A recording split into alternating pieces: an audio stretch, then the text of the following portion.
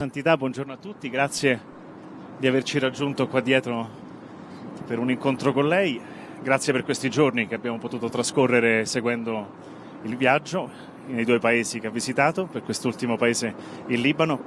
Ci sono un po' di domande da parte dei giornalisti, però prima volevo dire una parola. C'è una giornalista che ha lavorato per molti anni seguendo la Santa Sede, il Vaticano e il Papa, e che da dicembre va in pensione. Cindy Wooden, che lavora con la CNS.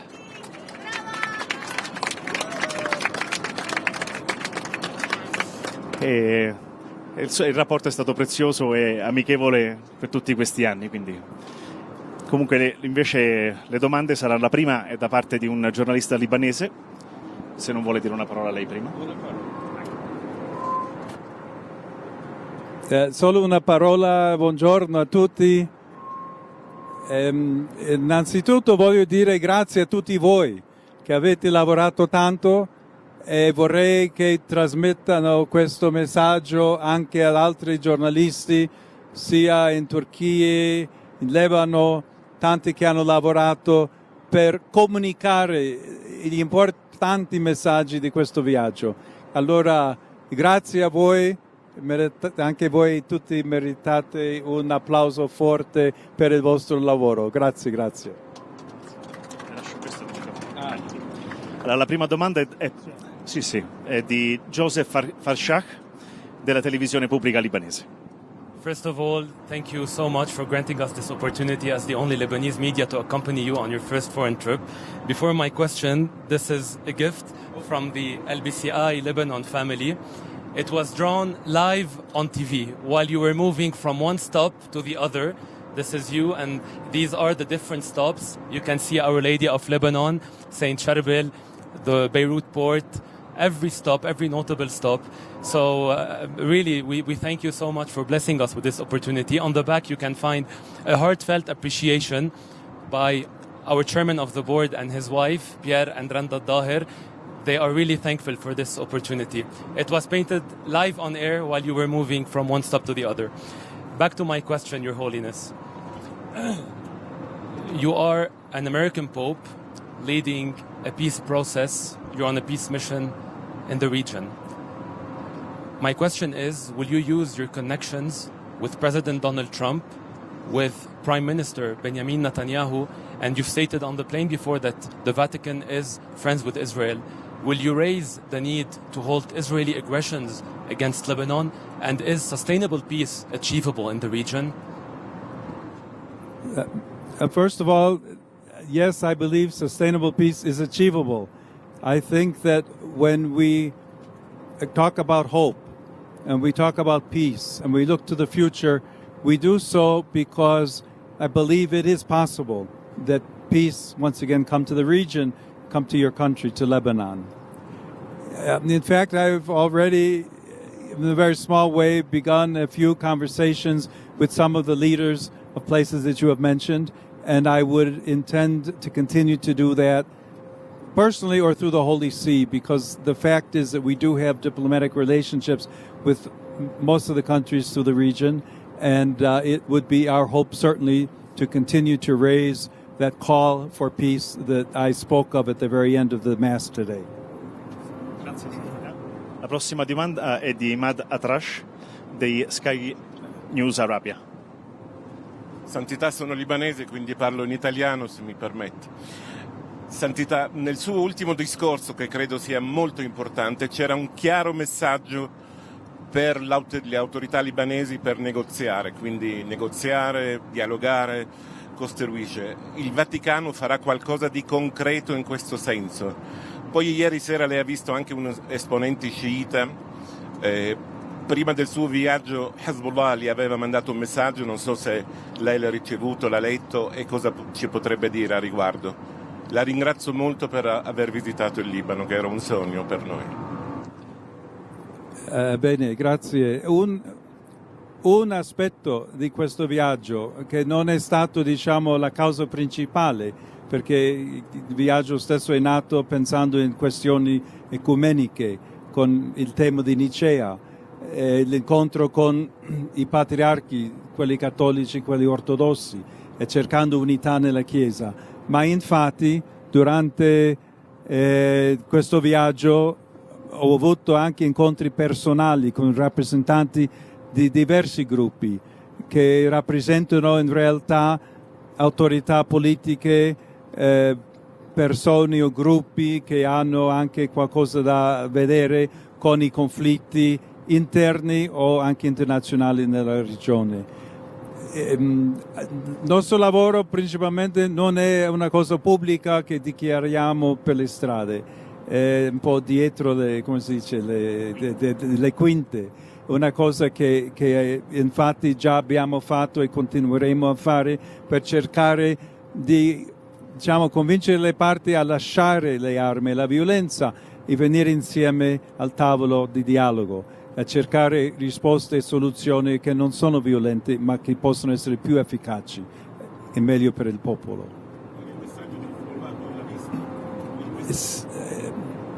Se l'ho visto, evidentemente c'è da parte della Chiesa la proposta che lasciano le armi e che cerchiamo il dialogo, però più di questo preferisco non commentare in questo contesto. Grazie Santità. Altra domanda è da parte di Cindy Wooden di CNS, Catholic News Service.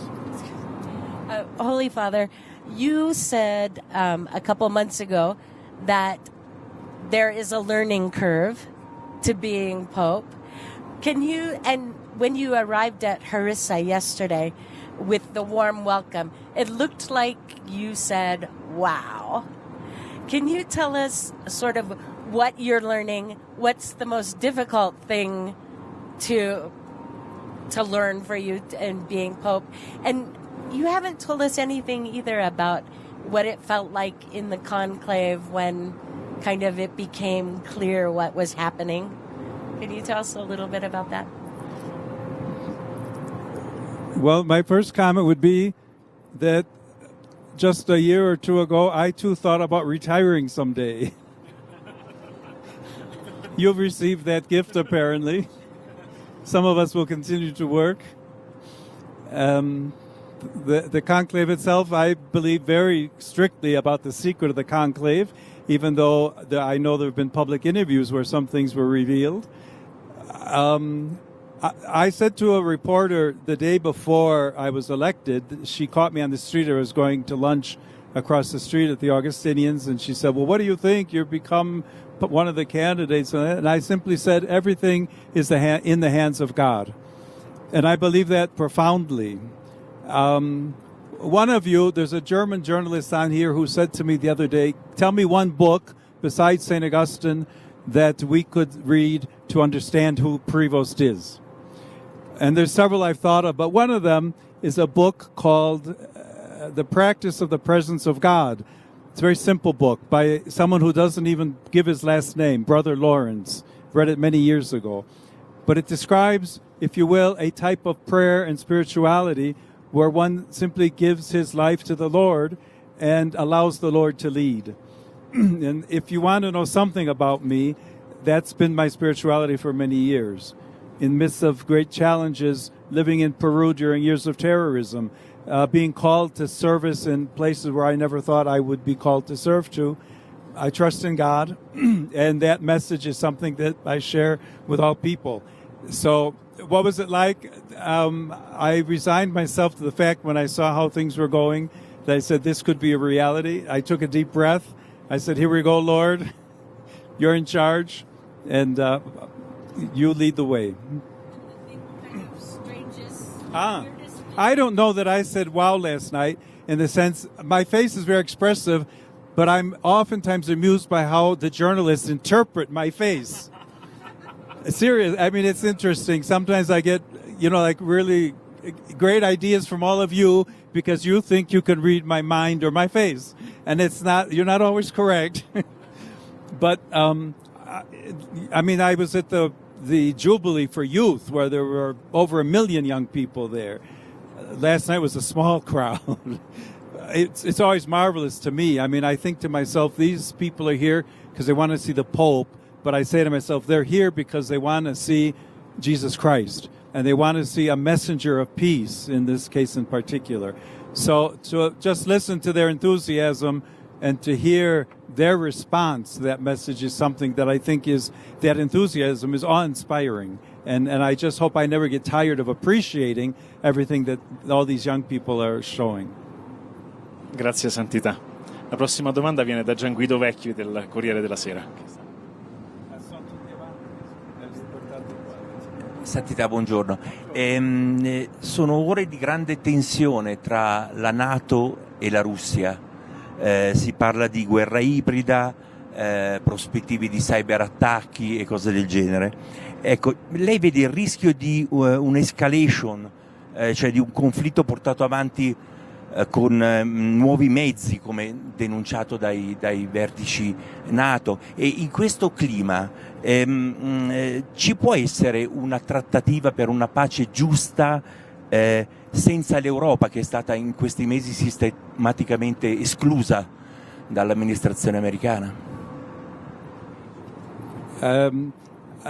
Questo è un tema evidentemente importante per la pace nel mondo, però dove la Santa Sede non ha una partecipazione diretta perché non siamo membri né della NATO in tutti i dialoghi finora, anche se di nuovo tante volte abbiamo chiesto, diciamo, cessate il fuoco, il dialogo e non guerra. È una guerra con tanti aspetti adesso, anche con l'aumento delle armi, tutta la produzione che c'è, ciberattacchi, energia, adesso che viene l'inverno anche c'è un tema molto serio lì. È evidente che da una parte il Presidente degli Stati Uniti pensa che possa promuovere un piano di pace che vorrebbe fare e che almeno in un primo momento è stato senza Europa, però la presenza di Europa infatti è importante e quella prima proposta è stata modificata anche per quello che Europa stava dicendo.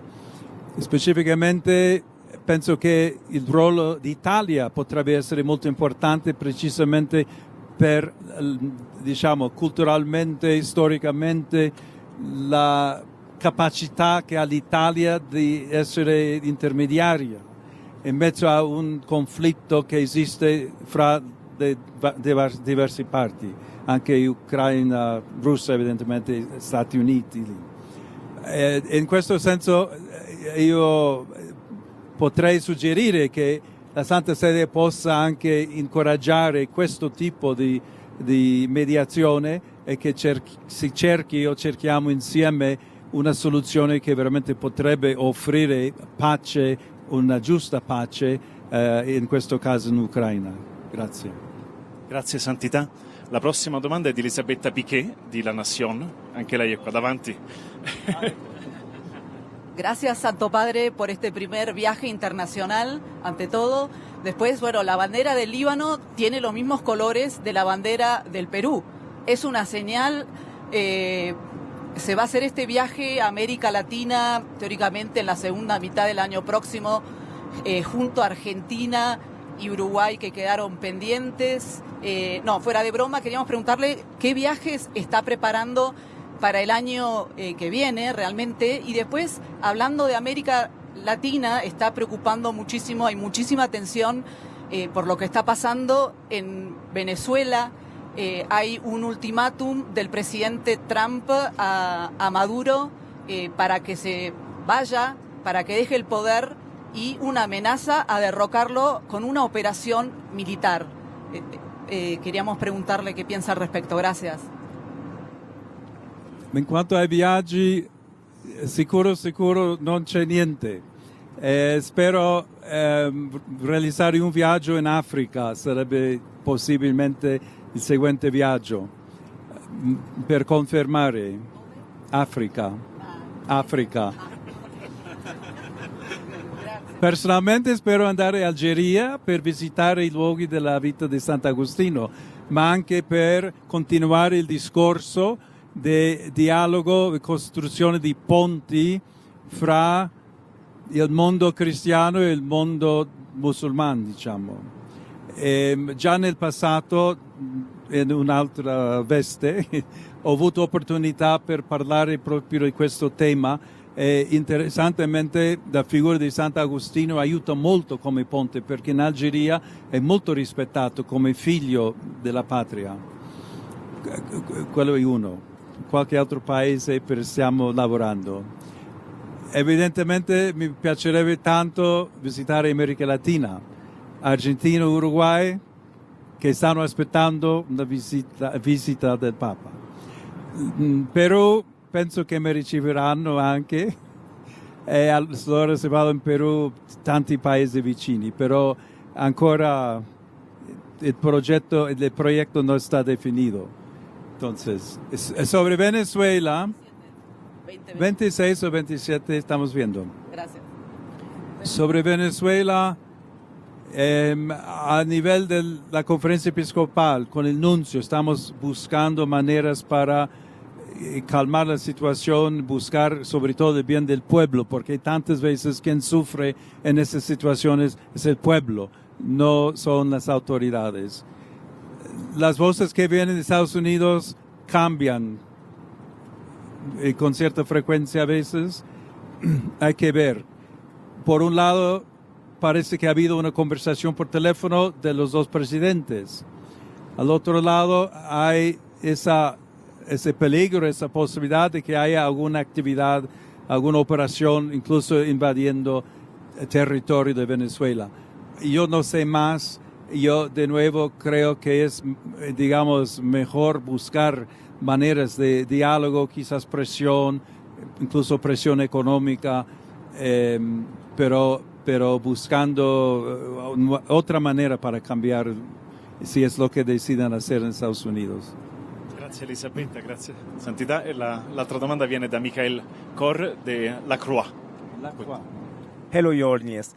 Thank you for this very interesting trip. You just talk about continue to build bridge between different worlds, and I like to ask, some Catholics in Europe believe that Islam is a threat to a Christian identity of the West.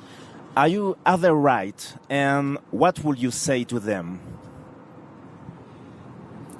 All of the conversations that I had during my time both in Turkey and in Lebanon, including with many Muslims, were precisely concentrated on the topic of peace and respect for people of different religions.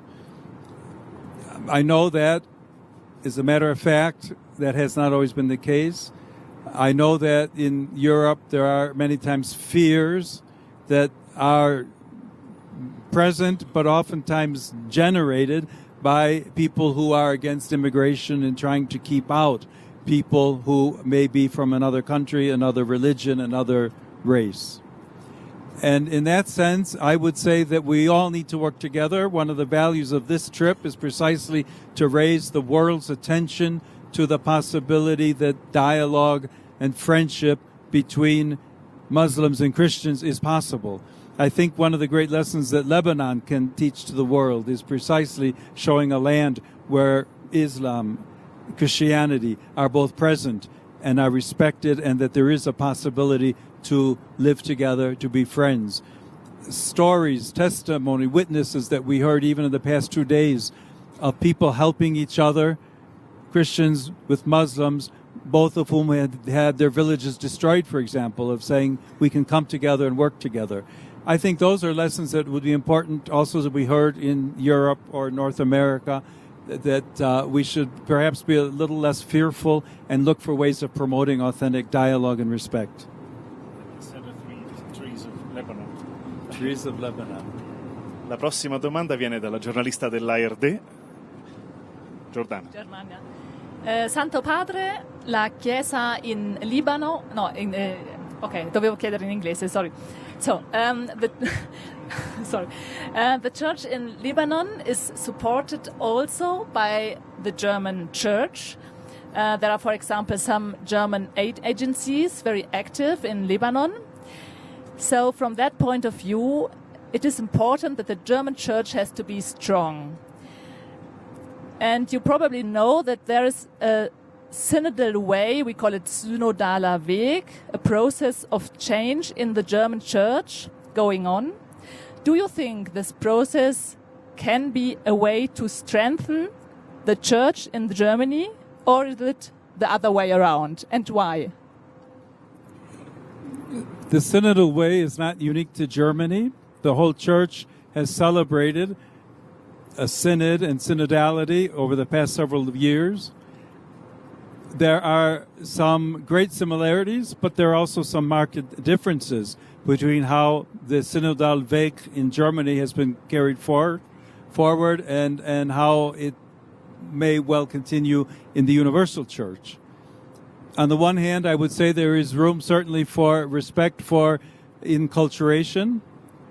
The fact that in one place synodality is lived in a certain way and in another place is lived differently does not mean that there will be a rupture or a fracture. I think that's very important to remember.